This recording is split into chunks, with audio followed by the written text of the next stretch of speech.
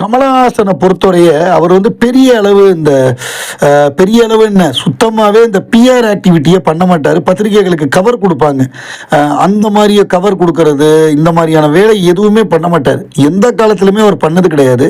அதனால என்னன்னா அவருடைய வெற்றி படங்களே கூட ஒரு தவறாக எழுதுவாங்க. அவர் வெற்றி படங்களே கூட தோல்வி படங்கள்ங்கிற மாதிரி எழுதுவாங்க.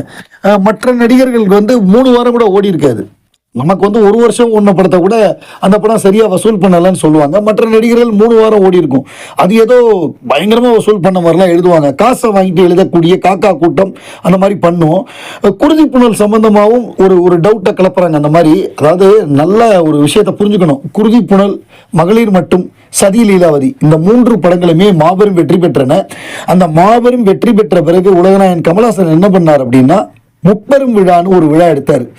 இந்த 3 படங்களையும் சேர்த்து எல்லா கலைஞர்களுக்கும் ஷீல்டு கொடுக்குற மாதிரி முப்பெரும் விழா எடுத்து அந்த விழாவுக்கு வந்து இயக்குனர் சிகரம் பாலச்சந்தர், அன்னைக்கு வந்து மிகப்பெரிய இயக்குனராக இருந்த சங்கர், அதே மாதிரி மாபெரும் இயக்குனர் சேகர் கபூர், கமலுக்கு பிடித்த இயக்குனர், அவர் விஸ்வரூபம் படத்தில் கூட அவர் பயன்படுத்தியிருப்பார்.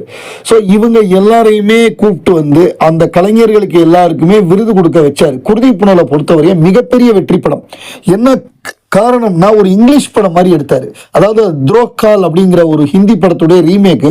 பட் அவர் வந்து ஒரு இங்கிலீஷ் படம் மாதிரி அந்த படத்தை எடுத்து பெரிய வெற்றி படமாக்குனாரு. அந்த டால்பி சவுண்டை முதல்ல கொண்டு வந்தார். அதாவது கமல் படம் தான் எல்லா பெரிய தேட்டரு, அபிராமி தேட்டர்லாம் பெரிய தேட்டர்லாம் குருதி புனல் தான், பாலா அபிராமியில தான் முத்து வந்தது. ஸோ அந்த மாதிரியான ஒரு மாபெரும் வெற்றி படமாக குருதி புனல் அமைஞ்சது. வசூல் ரீதியாக பெரிய வெற்றி. அந்த படத்தில் பாட்டு கிடையாது. மகேஷ்ங்கிற மியூசிக் டைரக்டர், நம்மவர் மகேஷ் கமலுக்கு ரொம்ப ஃப்ரெண்ட். அவர் கேன்சர்ல இறந்து போயிட்டாரு. அது ஒரு மிகப்பெரிய இழப்பு. நம்மவருக்கு அப்புறம் குருதி புனல்ல தான் அவர் மியூசிக் பண்ணியிருந்தாரு. பாட்டு இல்லாத படத்துக்கு பிரமாதமா பண்ணியிருப்பார் பேக்ரவுண்ட் ஸ்கோர். நீங்க அந்த படத்துல அந்த ஃபைட் சீன்லேருந்து எல்லாத்துலையும் பார்க்கலாம். ஸோ அந்த மாதிரி அதே நேரத்தில் வந்து தயாரிப்பாளர் கமலஹாசன் தான் அந்த படத்துடைய கதாநாயகன். அர்ஜுன் அதே மாதிரி மற்ற எல்லாருமே பெரிய சம்பளம் வாங்குற ஆட்கள் யாரும் கிடையாது. சொந்த தயாரிப்பு ராஜ்கமலுக்கு.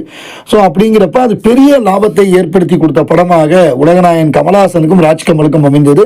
அதே நேரம் சதி லீலாவதி எவ்வளோ பெரிய வெற்றி படம் தெரியும். சதி லீலாவதி தான் அதிக பங்கு லாபம் கொடுத்த படம்.